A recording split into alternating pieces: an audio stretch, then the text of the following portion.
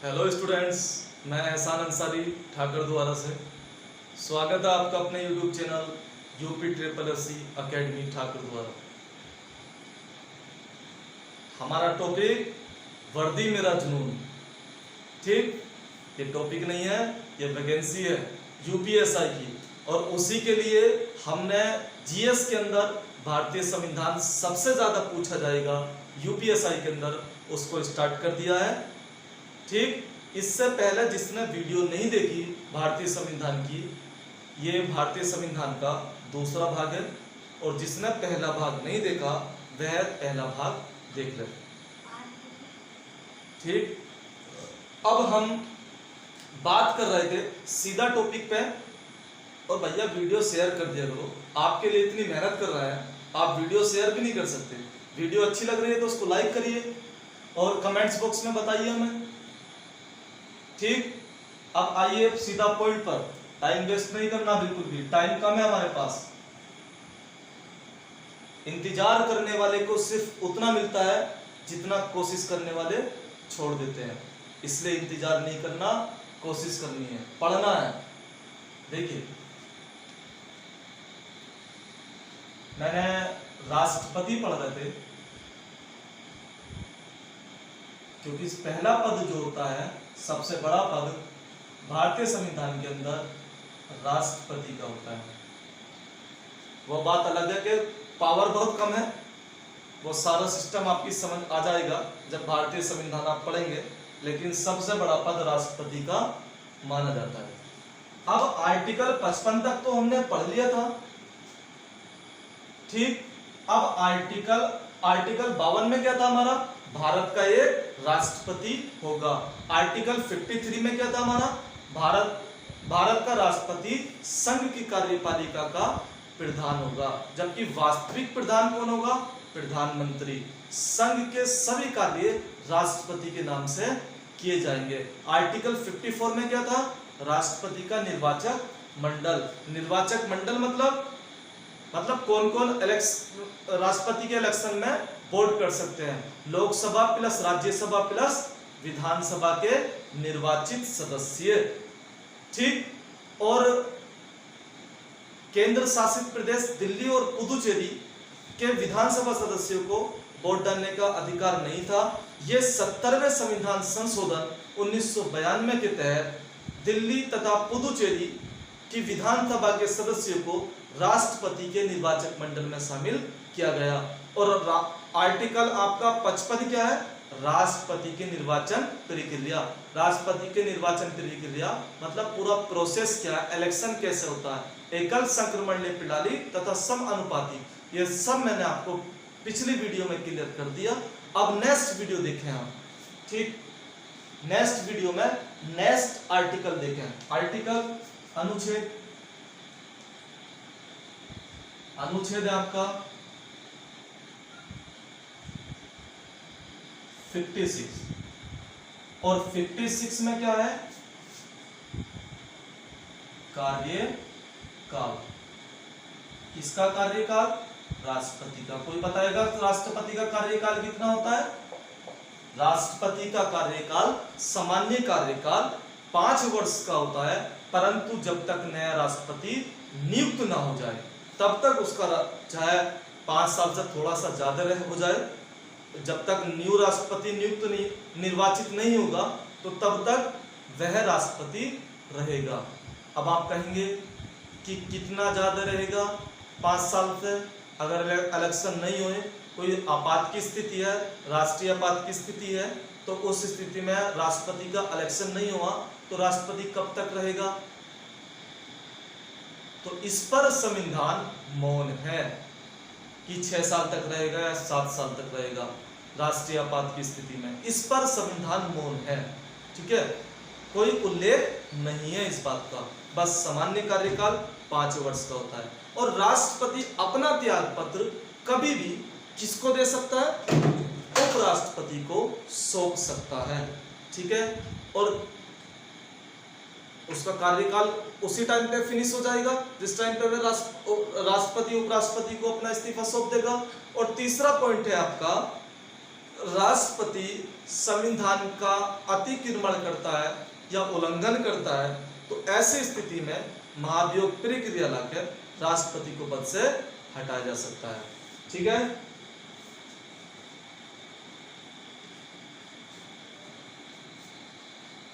देखिए पॉइंट में लिख देता हूं, फिर भी देखिए आर्टिकल 56 में राष्ट्रपति का, आप भी नोट्स बना लें, एक भी क्वेश्चन आपका नहीं जाएगा बाहर, बहुत पूरे भारतीय संविधान में यूपीएसआई में राष्ट्रपति को का सामान्य कार्यकाल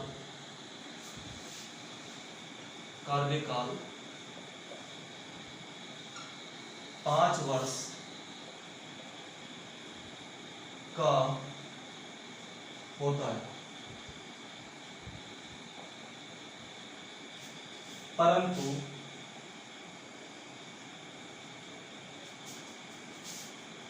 जब तक नया नियुक्त न हो। ठीक है, और नेक्स्ट पॉइंट है इसका, मैंने आपको बताया राष्ट्रपति अपना त्याग पत्र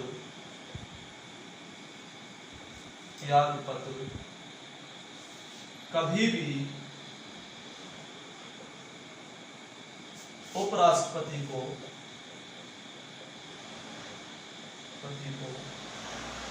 सौंप सकता है। ठीक है, क्वेश्चन आ गया कि राष्ट्रपति अपना त्यागपत्र किसे सौंप सकता है, किसे देता है, तो उपराष्ट्रपति को सकता है।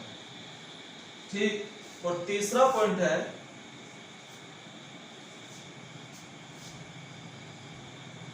संविधान, अगर राष्ट्रपति जो है वो संविधान का अतिक्रमण करता है, संविधान का अतिक्रमण तथा उल्लंघन की स्थिति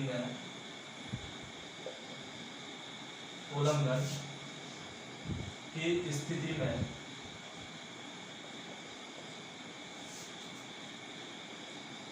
महाभियोग प्रक्रिया द्वारा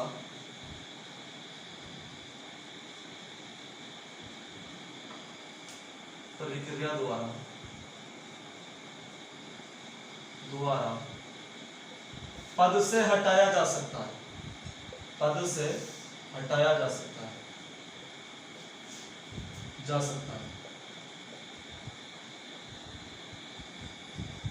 ठीक है। क्या है आपका कार्यकाल? राष्ट्रपति का सामान्य कार्यकाल 5 वर्ष का होता है, पहला पॉइंट, परंतु जब तक नया नियुक्त न हो।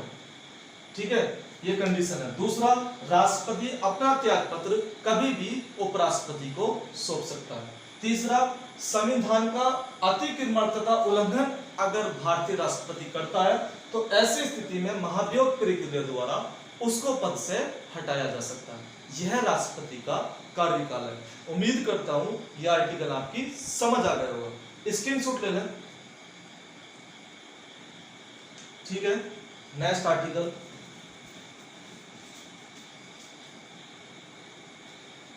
वीडियो को शेयर करते रहना जल्दी जल्दी, ताकि और ज्यादा मैं वीडियो बनाऊं और आपको ज्यादा से ज्यादा बेनिफिट मिल सके वीडियो का। नेक्स्ट है आपका अनुच्छेद 57। देखिए अनुच्छेद 57 में क्या है,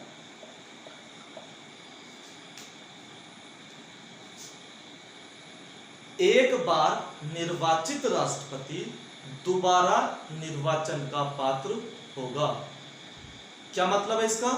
इसका मतलब यह है कि भारतीय संविधान में ऐसा है, आर्टिकल 57 के अंदर कोई एक बार राष्ट्रपति बन गया, मान लो रामनाथ कोविंद इस टाइम पे राष्ट्रपति है, मान लो नहीं है राष्ट्रपति, अगर वो दोबारा भी इलेक्शन में खड़े होने चाहे, दोबारा भी वो जीत जाए तो 2 बार राष्ट्रपति हो जाएंगे, फिर उसके बाद तीसरी बार भी वो राष्ट्रपति पद में खड़े हो सकते हैं, तीसरी बार वो राष्ट्रपति बन सकते हैं।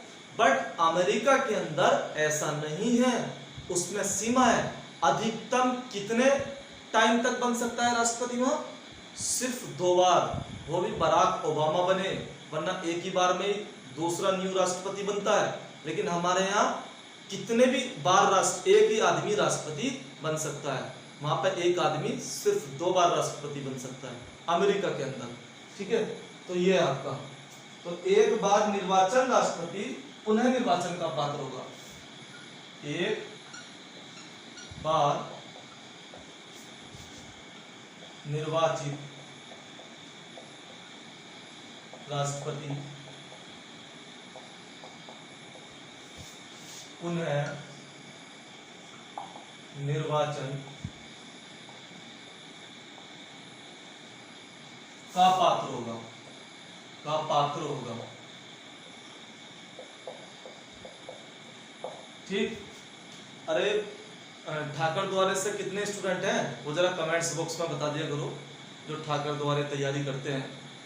ठीक है, कि हम भी ठाकर द्वारे पढ़ते हैं, कुछ ऐसा कमेंट्स कर दिया करो ताकि मुझे भी लगे कि ठाकर द्वारे वाले भी दिख रहे हैं, मुरादाबाद वाले। ठीक, आर्टिकल बस इतना 57 है, एक बार निर्वाचित राष्ट्रपति पुनः निर्वाचन का पात्र होगा। फिर इसके बाद अनुच्छेद 58। ठीक है, 58 में क्या है? अनुच्छेद 58 में, अनुच्छेद 58 में है योग्यता, राष्ट्रपति की योग्यता। अब योग्यता में ये तो सोचना मत कि बीए बीएससी मांगेंगे, ये वाली योग्यता नहीं है। एजुकेशन क्वालिफाइड चाहे 0 लेवल हो, उसका कक्षा 1 क्लास भी ना गया हो, तब भी वो राष्ट्रपति पद पे रह सकता है। ठीक है, यही तो फायदा है पॉलिटिक्स में, कि 1 क्लास भी नहीं पढ़नी पड़ेगी।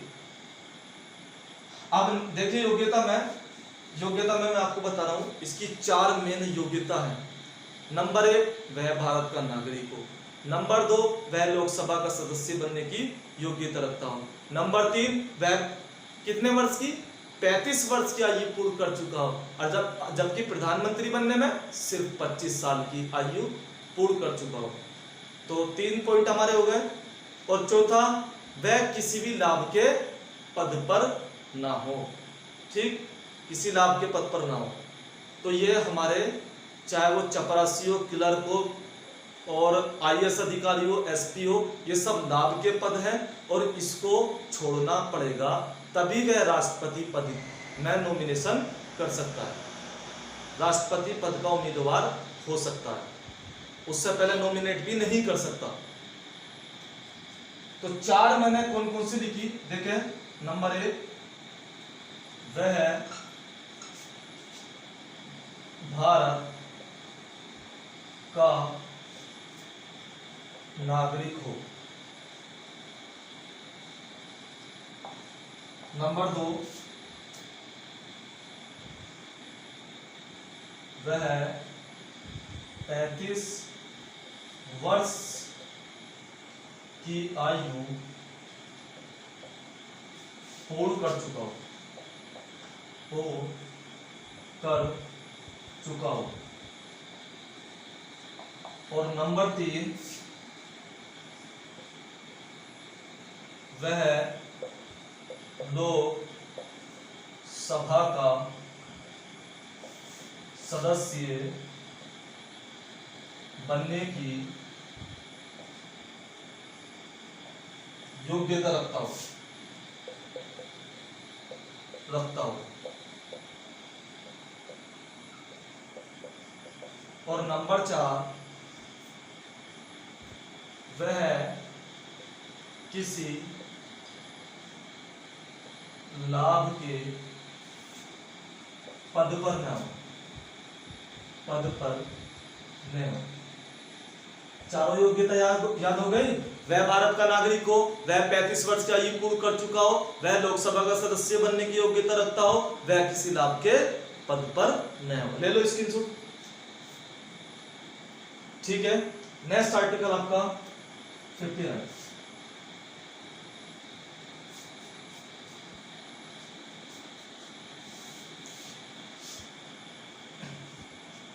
आर्टिकल 59 अनुच्छेद 59 में क्या है? शर्तें। किसकी शर्तें? राष्ट्रपति की। शर्तें क्या है? वह किसी भी सदन का सदस्य न हो, ना ही लोकसभा का सदस्य हो, ना ही राज्यसभा का सदस्य हो। दूसरा पॉइंट शर्तें में क्या है? वह संसद द्वारा निर्धारित वेतन भत्ते प्राप्त करेगा। ठीक। और राष्ट्रपति की पदावधि के दौरान उसके वेतन भत्ते में कोई कटौती नहीं की जाएगी। यह पहला पॉइंट शर्तों में क्या है? वह किसी भी सदन का सदस्य न हो। ठीक। और दूसरा पॉइंट इसका, संसद द्वारा निर्धारित वेतन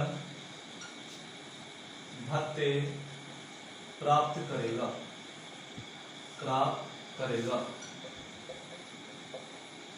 ठीक है। शर्तें में वह किसी भी सदन का सदस्य ना हो और संसद द्वारा निर्धारित वेतन भत्ते प्राप्त करेगा। ये शर्तें कोई मुश्किल नहीं, लोकसभा और राज्यसभा का सदस्य नहीं होना चाहिए और उसके जो वेतन भत्ते हैं वह संसद निर्धारित करेगी। ठीक। स्पीड तो ज्यादा नहीं हो रही या कम हो रही हो या ज्यादा हो रही हो, वो मुझे कमेंट्स बॉक्स में बताए, फिर उसके हिसाब से नेक्स्ट वीडियो आपकी आएगी। ठीक। आर्टिकल अनुच्छेद 60। अनुच्छेद 60 में क्या है? शपथ। शपथ को बोलते प्रतिज्ञान। ठीक है। शपथ को प्रतिज्ञा। अब क्वेश्चन बनता कि राष्ट्रपति को शपथ कौन दिलाता? राष्ट्रपति को शपथ सुप्रीम कोर्ट का मुख्य न्यायाधीश दिलाता है।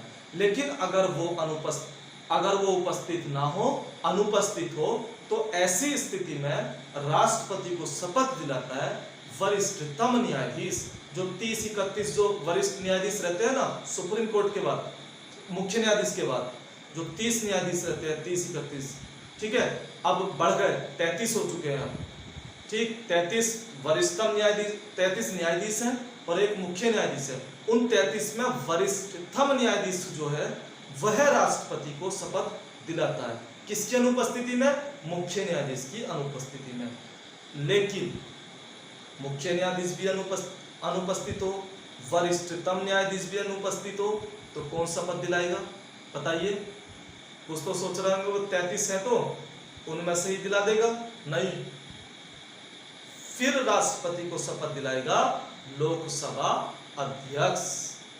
और वो भी ना हो तो, अब ज्यादा मत करना कि वो भी ना हो तो, इतने सारे थोड़ी अनुपस्थित हो जाएंगे, इतना ही उल्लेख है बस। देखिए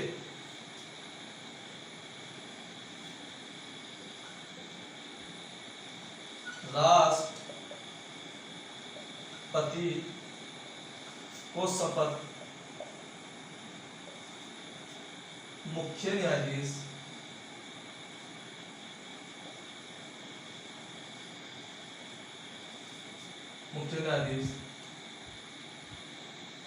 तथा उसकी अनुपस्थिति में, किसकी? मुख्य न्यायाधीश की, उसकी अनुपस्थिति में वरिष्ठतम न्यायाधीश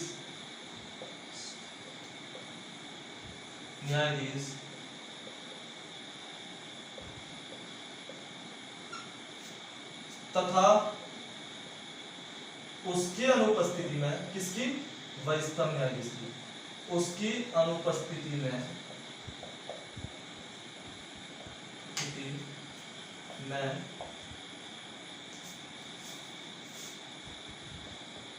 लोकसभा अध्यक्ष पद की शपथ दिलाता।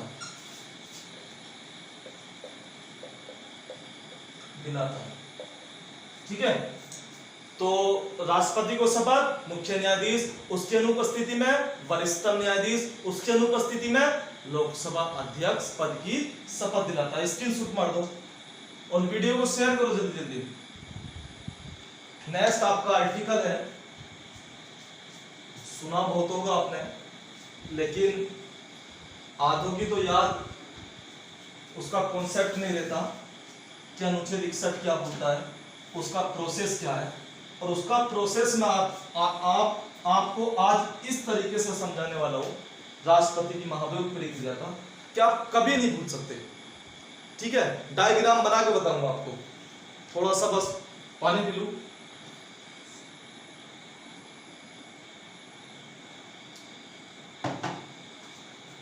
हाँ, तो इसके बाद देखिए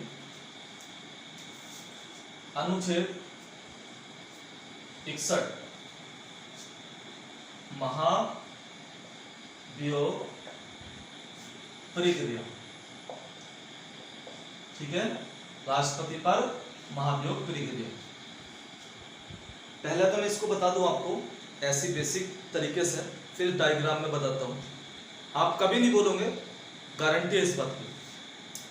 देखिए, जब भारतीय राष्ट्रपति संविधान का अतिक्रमण या उल्लंघन करता है तो ऐसी स्थिति में भारत संसद सदस्य यह महाभियोग प्रक्रिया प्रस्ताव लाते हैं, और इस प्रस्ताव को लाने के लिए न्यूनतम कितने सदस्य होने आवश्यक है? 1/4 सदस्य होने आवश्यक है प्रस्ताव लाने के लिए। महाभियोग क्वेश्चन बनेगा, महाभियोग प्रस्ताव लाने के लिए कितने सदस्य की जरूरत है? 1/4। और यह किसी भी सदन में लाया जा सकता है, और जिस सदन में लाया जाएगा उसके 1/4 सदस्य उस प्रस्ताव पर हस्ताक्षर करके किसको देंगे? जैसे लोकसभा में लाया गया तो लोकसभा अध्यक्ष को देंगे। अब लोकसभा अध्यक्ष 14 दिन की पूर्व सूचना के साथ राष्ट्रपति को देगा। राष्ट्रपति सफाई पेश करना होगा उसी सदन में जिस सदन में यह प्रस्ताव लाया गया। ठीक है, अब देखिए डायग्राम से कितना अच्छा समझाता हूं आपको, कोई टेंशन नहीं है। यह बात तो आप समझ गए कि भारतीय राष्ट्रपति जब संविधान का उल्लंघन तथा अतिक्रमण करता है तो ऐसी स्थिति में महाभियोग प्रस्ताव लाया जाता है, और यह महाभियोग प्रस्ताव किसी भी सदन में लाया जा सकता है। ठीक, और मान लो यह प्रस्ताव किस में जाए? लोकसभा में जाए, तो समझे सर, ये लोकसभा है, लोकसभा। ठीक है, यह प्रस्ताव लोकसभा में आ चुका, और लोकसभा में कितने सदस्य की जरूरत है? 1/4। मतलब जिस सदन में आएगा उसमें 1/4 सदस्य की जरूरत होगी।